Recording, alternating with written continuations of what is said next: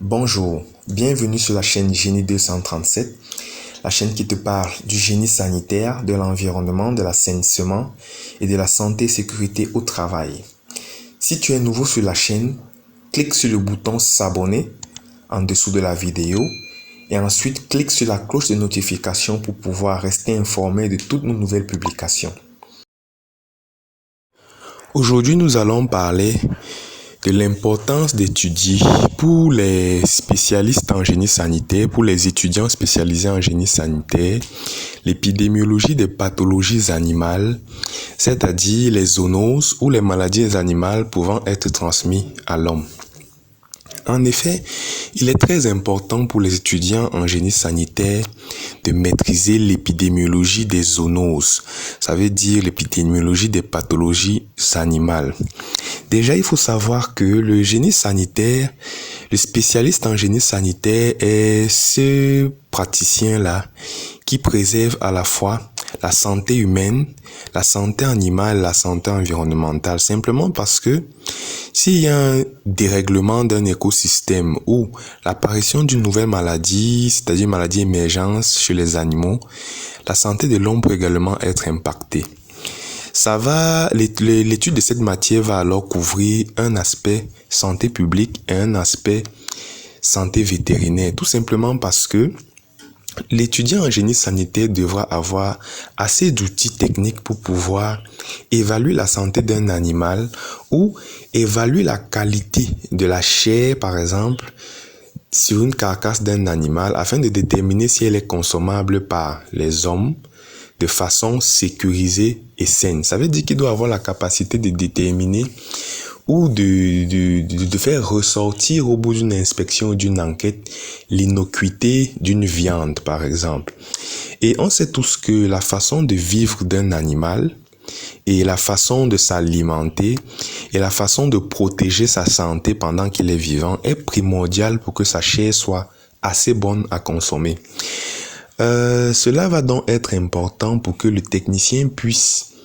être celui-là qui, lors des inspections, par exemple des abattoirs, puisse identifier les bêtes qui sont malades et puisse proposer des mesures à tenir pour pouvoir soit maintenir le cap dans la prise en charge de ces bêtes, soit éradiquer les bêtes pouvant transmettre des maladies dangereuses à l'homme. L'étude de l'épidémiologie des zoonoses animales est alors une science importante et une science de base chez l'étudiant spécialiste en génie sanitaire parce que ce dernier va être capable, au sortir de l'étude de ce module, de pouvoir identifier clairement un bon nombre de maladies qui peuvent être transmises des animaux vers l'homme, soit de façon directe, soit de façon indirecte via des vecteurs. On sait tous qu'il y a plusieurs types de maladies qui peuvent être transmises à l'homme, plusieurs types de zoonoses, notamment la grippe porcine, les grippes aviaires, les pestes, etc. L'étudiant devra donc être capable de déterminer quels sont les mécanismes de transmission de ces zoonoses, c'est-à-dire entre les animaux et l'homme, quels sont les maillons qui interviennent dans cette transmission entre les animaux et l'homme, et du coup, savoir comment est-ce qu'il peut agir sur l'un ou plusieurs de ces maillons pour pouvoir briser la chaîne de transmission afin qu'on n'ait pas de maladies épidémiques, par exemple, à caractère de zoonose. L'étudiant technicien est alors celui qui sera le mieux placé pour comprendre l'importance de ce podcast. Simplement parce que une bête peut se déplacer d'une région à une autre dans un but de consommation par exemple, et elle peut entraîner avec elle un certain nombre de maladies qui vont contaminer les cheptels de plusieurs zones données. J'entends par cheptel le groupe d'animaux vivant dans une localité précise, oui. Donc, étudier l'épidémiologie des zoonoses animales est importante pour les étudiants en génie sanitaire et c'est une science de base qui est généralement organisée dès la première année pour les étudiants, ce qui leur permet déjà d'avoir un outil spécifique pour pouvoir mener à bien la suite de leurs études, notamment en santé publique et puis en contrôle par exemple des bêtes vivantes ou en contrôle des denrées alimentaires